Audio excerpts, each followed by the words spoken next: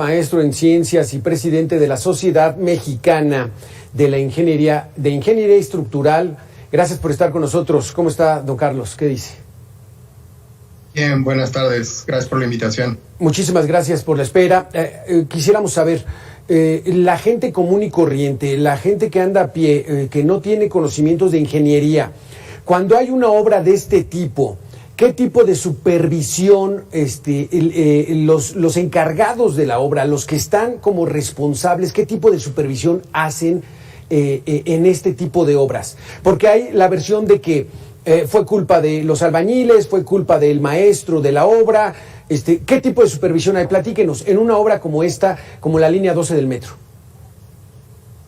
En una obra como esta y cualquier obra que es medianamente bien llevada, se tienen bitácoras de obra, se tiene una empresa específicamente para la supervisión, la cual se encarga de dar el visto bueno antes de que se avancen los diferentes pasos a los que se refiere y se avanza en una obra. Entonces, definitivamente esto no es una responsabilidad de los trabajadores que laboran en una obra como esta, sino es de las empresas supervisoras, que son las que dan visto bueno y llevan unos dossiers de calidad, usualmente, y más en obras de esta envergadura y públicas. Deben de existir esos dossiers de calidad que debieron haber dado el visto bueno para seguir avanzando en la construcción y en las diferentes etapas que se generan en una obra tan compleja como esta. ¿Hay supervisores de parte de la autoridad del gobierno? O sea, el gobierno contrata a las empresas, hagan el metro, varias empresas licitan, logran esa contratación, empiezan a trabajar. ¿El gobierno tiene supervisores específicos para irle dando seguimiento a la obra? Bueno, esa es una pregunta que se tendría que hacer directamente a las personas involucradas en el gobierno. Sin embargo, lo usual es de que sí haya empresas que auxilien a la autoridad gubernamental, porque no tienen esos técnicos suficientes para obras como estas, en las cuales pues depositan la confianza en que se supervise, que se hagan los trabajos en la construcción de acuerdo a los proyectos ejecutivos, a los proyectos autorizados y revisados, y que se ejecuten de esa manera en la obra, con los materiales adecuados, con la calidad adecuada, con los procedimientos constructivos adecuados. En fin, esto debe de tener los niveles de seguridad dados por esta supervisión estricta. En esta obra, por ejemplo, nos han dicho que a lo mejor faltaron pernos, eran 12 pernos y de repente metieron 3. Esa supervisión, ¿quién la hace? ¿Quién se hace responsable para que la obra salga como estaba diseñada? Pues precisamente, como hemos comentado, son las empresas encargadas y contratadas para... O sea, ellos son los responsables. En caso de que haya fallas estructurales, ¿es la empresa, sus ingenieros, sus supervisores los que tendrán que pagar por esto?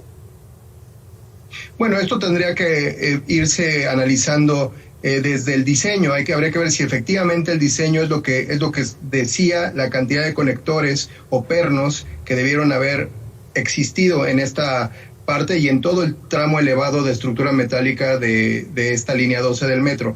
Entonces, no creo que es una sola responsabilidad del supervisor. Hay que revisarla desde el diseño, lo que el contratista debió llevar, cómo debió haberlo llevado a la obra, si era prefabricado, si había que hacer estos pernos, soldarlos en el sitio, tenían que venir desde la fábrica, quién autorizó que ya estaban el número de pernos adecuados, soldados adecuadamente, y que se podía continuar con los procesos siguientes, que seguramente serían la posición de las losas que van encima de concreto, el colado de estas losas o los tramos que se debían de colar porque eran tramos prefabricados.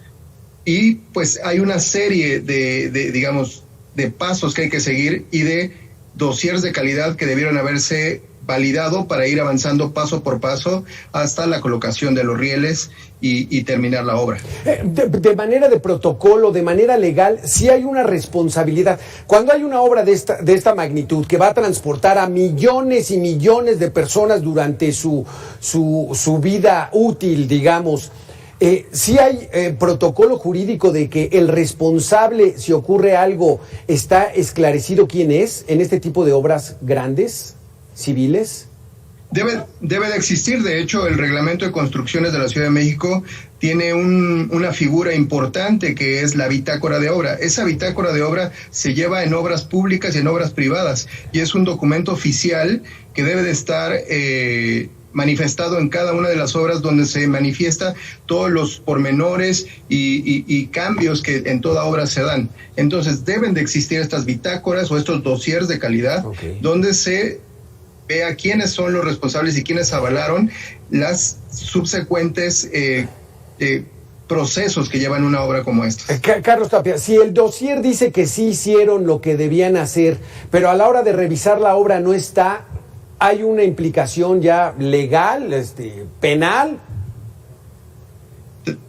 Bueno, yo no soy abogado, pero evidentemente pues hay una omisión y se tendría que investigar en dónde faltó eso, dónde se dio esta omisión, dónde nació, si desde la empresa contratista, constructora, o la supervisión. En fin, hay una cadena de responsabilidades ligadas unas con otras, que pues las investigaciones, que por ahora son muy preliminares, habría que seguir. No me refiero tanto a este caso, pero a otros casos donde haya fallado una obra, que el gobierno haya contratado empresas para hacer una obra grande y que esta haya fallado. ¿Qué antecedente hay?